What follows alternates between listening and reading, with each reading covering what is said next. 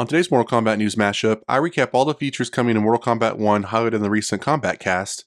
We could be getting another installment in the Mortal Kombat Legends franchise, and sad news hits developers in NetherRealm's mobile division. That and more. What's up guys, welcome to the Mortal Kombat News MashUp, where all the latest news in Mortal Kombat that you might have missed from the week. I got another jam-packed episode for you, so let's get to it. First up, the latest Kombat Kast gave us more in-depth information about Takeda and what other features might be coming to Mortal Kombat 1. User at the X kindly summarized the latest topics that were discussed at this week's Kombat Kast. They included new strings for Natara, Li Mei, Sub-Zero, Scorpion, and possibly more, along with new moves for Cameo Darius, Cyrax, Frost, Scorpion, and others. Those also included buffs and nerfs here and there, as he stated, along with 60 frames per second in online modes, and new details about Invasion Season 7. As user Ice Cream posted, it will be Season of the Soul Eater and will be centered around Shang Tsung. It will also feature Revenant skins, which is a good callback to Mortal Kombat X and Mortal Kombat 11. User Spirit Little on GameFAQs noted that allegedly Season 7 Invasions is also rumored to be the end of Invasion seasons and that they'll begin repeating with Year 2. We also got the 1995 Mortal Kombat movie skins for Scorpion and Sub-Zero. The 95 movie skin for Sub-Zero debuted in the Kombat Kast and was showcased in gameplay with Takeda, while the 95 movie skin for Scorpion was shown back in May by Ed on Twitter. Of course, the main reason for the Kombat Kast was to showcase Takeda, and some of the features notably that shown were the brutalities that we can see from Takeda. Takeda's brutalities were showcased, and in both cases, Sub-Zero was the victim. In the first brutality, Takeda uses his whip sword blades to lash Sub-Zero to the point he chops off his arms, and Sub-Zero ultimately bleeds out. In the second brutality, Takeda whips Sub-Zero with his whip swords and eventually uses them to grapple them towards him to a submission. Takeda then uses the plasma feature of his whip swords to grab onto Sub-Zero's head and chest and pulls to rip his guts out. What do you think about all the features showcased at Kombat Kast? Does it get you excited for Takeda and more of the new features coming to Mortal Kombat 1? Let me know in the comments down below. Next up, two new fan renders give us a better idea of what we can possibly expect from a gender-bended Cyrax and Sektor. User SketchyHedgy on X posted renders this week of both female versions of Cyrax and Sektor in their human ninja form. Many fans praise SketchyHedgy's renders, and many hope this could be the version of the characters we get in an upcoming DLC drop. My personal thoughts on the photos is I very much like that they kind of stay true to what we kind of seen in previous versions of a humanoid version of the characters. Overall, as far as them being gender-bended to female, that doesn't really bother me. I think it's always welcome to have any other version of the character, and given how we're going with this kind of rebooted timeline, it just kind of would make sense. So overall, I like their overall look, and I like how he incorporated the features for Sektor and Cyrax into each of the characters. We will of course have to wait and see at Comic-Con if we actually get female versions of the character. Let me know down below what you think about SketchyHedgy's renders.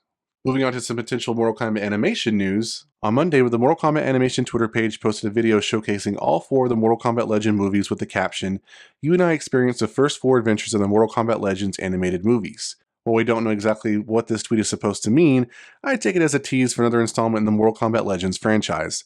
As I mentioned, there have been 4 movies that make up the Mortal Kombat Legends movie franchise.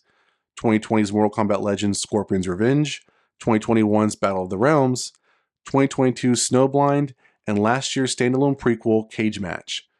Cage Match was announced at the 2022 New York City Comic-Con, so it's possible Warner Bros. Animation could announce a new movie at this year's San Diego Comic-Con. Just like its DC, Scooby-Doo, Looney Tunes, and other Warner Bros. IPs that have had recent animated movies released in this last year, I think it's time for Mortal Kombat Legends to give us the next installment. What do you want to see in the next installment of Mortal Kombat Legends? Continuing with entertainment news, a fellow MK gamer has given us a cool Easter egg that they found in an episode of The Simpsons. User SMG Princess on X posted a clip of The Simpsons from Season 35, Episode 18 titled Bart's Brain with the caption, quote, "Mortal Kombat 11 stage Shang Tsung Island's ruins appeared in The Simpsons' latest episode." From the clip, you can see Bart and Milhouse playing a video game stylized like Mortal Kombat featuring the Mortal Kombat 11 stage, with a Bruce Lee type character taking on a Shogun samurai. While the game also has MK's iconic blood, The Simpsons adds their own flair with a special move in the form of Atomic Wedgie. Don't know why it took so long for someone to find this Easter egg, but glad we finally got to see it. Shout out to SMG Princess for sharing. And finally, in disappointing news, NetherRealm Studios has decided to lay off some of its employees in its mobile division.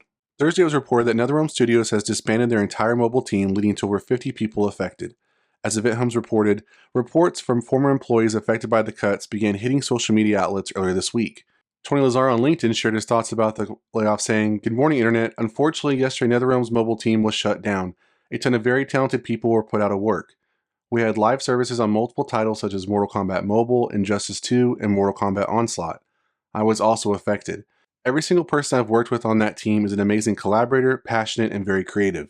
He goes on to say, I thank you for your kind words and help. Things always look dark before the dawn. I hope we can help the NetherRealm mobile team land back on their feet. Thank you. Another developer by the name of Elizabeth Ramirez said, it hurts me to announce I've been laid off from the NetherRealm Studios after about 10 years of working there. I will be seeking new opportunities as an animator for games or film. I have experience with animating motion capture in Autodesk Motion Builder, Hanky animation in Maya, and processing motion capture data. The types of things I've animated are combat fighting attacks, characters with weapons, mechanical rigs, and taunts, to name a few. I will appreciate any leads and recommendations to other studios. Thank you for the team members that took the time to help me grow as an animator over the years. A new demo reel and resume will be on its way. For now, that is a lot to process mentally, and I need some time to clear my head. The official Mortal Kombat Onslaught Twitter page added to the layoff news with their announcement that they would be shutting down. In their post, they said, we are sorry to inform you that Mortal Kombat Onslaught will close its operations in October. It has been an honor creating this game for our community, and we appreciate the enthusiasm from our fans. In the coming weeks, we will share specific timings of those close to the game. While I think Onslaught had potential, I think bugs and delays and overall lack of player support ultimately did it in. A user from the Mortal Kombat mobile page put out a response to the layoff news and Mortal Kombat Onslaught's official announcement.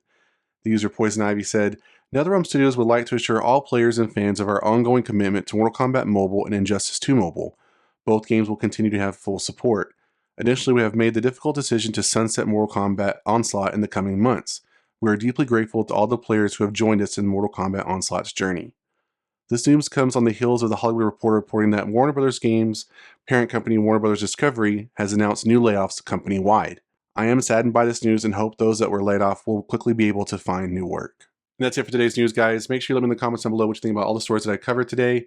For those that have been able to go to EVO 2024, I hope you're having fun, and I'd love to share some of your thoughts down below about what experiences you have going on and what you think about Mortal Kombat 1.